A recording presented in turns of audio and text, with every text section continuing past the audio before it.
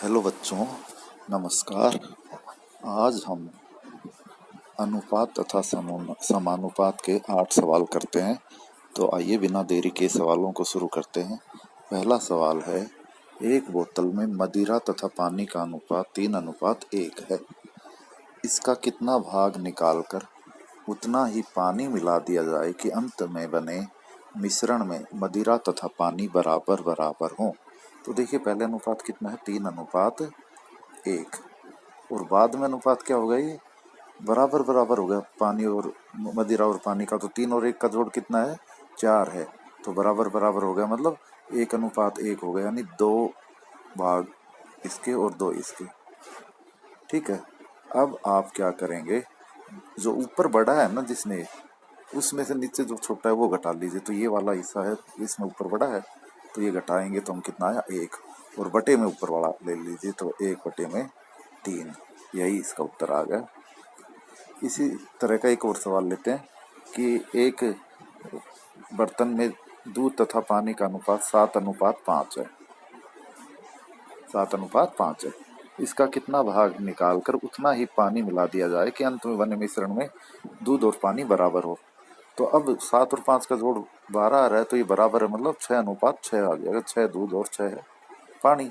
और अब आपको क्या बताया था, जो ऊपर बड़ा है वो हिस्सा हमने इस्तेमाल करना है। तो 7 और 6 है, तो इनका अंतर लीजिए 1, और अपॉन में जो ऊपर जो बड़ा है वो वाला, तो 1/7 भाग निकालना पड़ेगा। दूसरा प्रश्न है, संपूर्ण पृथ्वी पर थल तथा पानी का अनुपात 1:2 है। उत्तरी गोलार्ध में यह अनुपात 2:3 है। दक्षिणी गोलार्ध पर थल तथा पानी का अनुपात कितना है। तो देखिए, 1:2 और 2:3। अब इनकी अगर हम जोड़ करें तो 1 और 2 का 3 आ रहा है, और 2 और 3 का 5। तो इनका एलसीएम जो आया 3 और 5 का 15।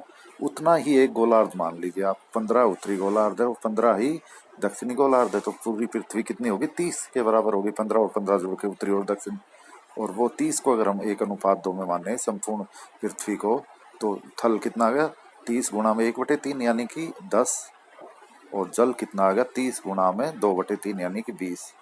हमने 30 को 1:2 में बांटा इनमें। अब उत्तरी गोलार्ध में जो 15 भाग बनेगा, आधा बनेगा, क्योंकि 30 का, तो उसमें थल और पानी का अनुपात 2:3 है। तो 15 को 2:3 में आप बांटोगे तो 6:9 आ गया। अब जो बाकी बचा, जो 15, वो दक्षिणी गोलार्ध का बचा है, और उसमें अब थल कितना होगा, 10 में से 6 घटा दिया 4, और पानी 20 में से 9 घटा दिया 11। तो ऑप्शन ए इसका सही उत्तर हो गया। दो धातुओं में जिंक तथा तांबे का अनुपात क्रम से 2:1 और 4:1 है। दोनों धातुओं को किस अनुपात में मिलाया जाए कि नई धातु में जिंक तथा तांबे का अनुपात 3:1 हो। तो देखिए, हम पहले में जिंक है 2 3 में से, तो 2/3 लिख लीजिए। दूसरे में जिंक है 4 5 में से, तो 4/5 लिख लीजिए। और जो परिणामी मिश्रण बना है उसमें जिंक है 3 4 में से, तो 3/4। अब आप एलसीएम ले लीजिए, 3 का 5 का और 4 का कितना है, 60। 60 से तीनों जगह गुणा कर लीजिए, तो यहाँ कितना आ गया, 40। 2/3 गुणा में 60, 4/5 इसको 60 से गुणा करोगे तो 48, और 3/4 को 60 से गुणा करोगे तो 45। और अब एलिगेशन लगा दीजिए, तो कितना आ जाएगा, 3:5। तो यही इसका सही उत्तर है, ऑप्शन ए। चौथा प्रश्न, एक कॉलेज में कला तथा वाणिज्य संकाय में विद्यार्थी क्रम से 4:5 के अनुपात में है। वाणिज्य संकाय में 65 विद्यार्थियों द्वारा प्रवेश लेने पर यह अनुपात क्रम से 8:11 हो गया। कला संकाय में कितने विद्यार्थी हैं। तो देखिए, पहले अनुपात था 4:5, और फिर ये अनुपात कितना हो गया, 8:11। और ये अनुपात सिर्फ वाणिज्य संकाय में विद्यार्थी बढ़े हैं, यानी कला संकाय में जो थे वो विद्यार्थी उतने ही रहे। तो अब कला संकाय के अनुपात है ना, आप बराबर कर लीजिए। तो यहाँ 4 है जो पहले भाग में, इसको 8 बनाने के लिए दोनों अनुपात तो कितने गुना करें, 2 से हम, तो फिर कितना बन जाएगा, 8:10। अब जो आप इनका अंतर लीजिए, क्योंकि कला का तो आपने बराबर कर लिया, वाणिज्य का जो अंतर आया 1, ये बराबर 65 के बराबर है, 1 अनुपात। तो 8 अनुपात कितना हो जाएगा, 65 गुना में 8। तो यही कला संकाय में विद्यार्थियों की संख्या आ गई 520, ऑप्शन ए। पांचवा प्रश्न है, 3 बराबर गिलासों में दूध तथा पानी के मिश्रण क्रम से 3:4, 4:5 और 5:6 के अनुपात में इन मिश्रणों को एक नए गिलास में उलटकर मिला दिया जाए तो नए मिश्रण में दूध तथा पानी का अनुपात क्या होगा। तो देखिए 3:4 का जोड़ आया 7, 4:5 का आया 9 और 5:6 का आया 11। तो इनका एलसीएम लेंगे यदि हम 7, 9 और 11 का, तो तीनों अभाज्य संख्या है तो इनकी गुणा ही है, वही एलसीएम आएगा। तो इनकी जितनी गुणा आती है हम उतना जो इनकी गुणा करोगे तो 693 आएगी। तो 693 हम एक गिलास की धारिता मान लेते हैं कि 693 ml है। अब 693 में पहले में जो दूध और पानी है वो 3:4 में है, तो 693 को 3:4 में बांटिए। तो इसको हम 693 गुणा 3/7 यानी कि 7 निम 63 और 7 निम 99 है। तो 99 गुणा में 3 यानी 297 अनुपात 99 गुणा में 4 यानी 396। ये पहले गिलास में आ गए। ऐसे दूसरे गिलास में दूध और पानी कितना आ जाएगा, 693 ग्राम मिलीलीटर का यूसे मान रहे और 4:5 में, तो दूध हो जाएगा 693 गुणा में 4/9 और पानी हो जाएगा 693 गुणा में 5/9। तो 9 से इसे भाग करोगे तो 77 आ जाएगा। तो 77 चौके तो कितना होगा 308 और 77 पंजे वो हो जाएगा 385। ये हो गए 693 में से।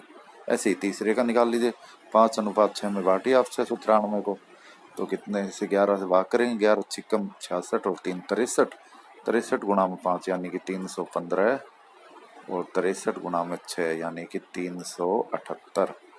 अब इनको जोड़ लीजिए, दूध में और पानी में, वही उत्तर आ जाएगा। तो आप जोड़ेंगे तो यहाँ 20 का 0 और 10 और 2 12 और 9 920। अब एक ही ऑप्शन में 920 है, ऑप्शन बी में, तो यही इसका सही उत्तर होगा। छठा सवाल है, ए तथा बी दो मिश्र धातु हैं जिन्हें सोने और तांबे को क्रमशः 5:3 और 5:11 के अनुपात में मिलाकर बनाया गया है। इन दोनों धातुओं की समान मात्रा को पिघलाकर एक तीसरी मिश्र धातु सी बनाई गई है। सी में सोने तथा तांबे का अनुपात क्या है।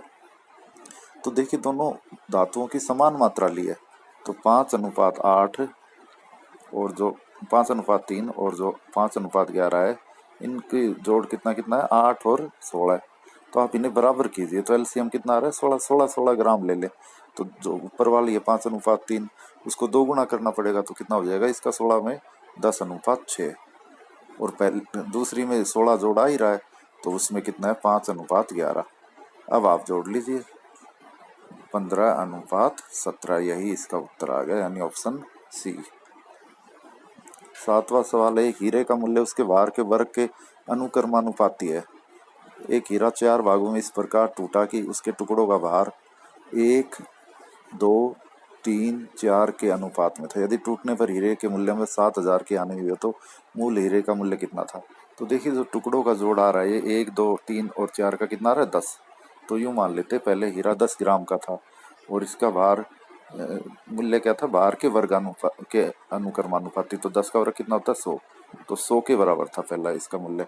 अब ये 4 टुकड़े बन गए तो इनका वर्ग करें यदि हम 1 का वर्ग जमा 2 का वर्ग जमा 3 का वर्ग जमा 4 का वर्ग, तो इनका जोड़ कितना आ रहा है, इन 4 टुकड़ों का रहेगा 30।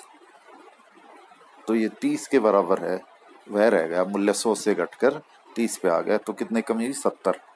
तो ये 70 बराबर 7,000 है, तो 1 बराबर कितना हो जाएगा 7,000 बटे में 70 और टोटल कितना था हमारे पास 100, तो 100 बराबर कितना हो जाएगा 7,000 बटे 70 गुणा में 100, 0 से 0 कटा और ये 100 गुणा 100 यानी कि 10,000।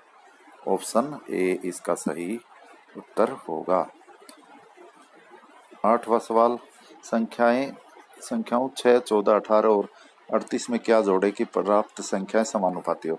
तो देखो हमारे पास क्या अभी फिलहाल 6/14 है और 18/38 है, तो इन दोनों में हम क्या जोड़ें सभी संख्याओं में कि हमारे पास जो प्राप्त संख्याएं हो जाए वो अनुपात बराबर आए। तो देखिए यहाँ अंतर देखिए अब कितना आ रहा है 6 और 18 का 12 और यहाँ अंतर देखिए नीचे कितना आ रहा है 24 काट लीजिए, कटता है तो 1 और 2, यानी कि 1/2 आ गए।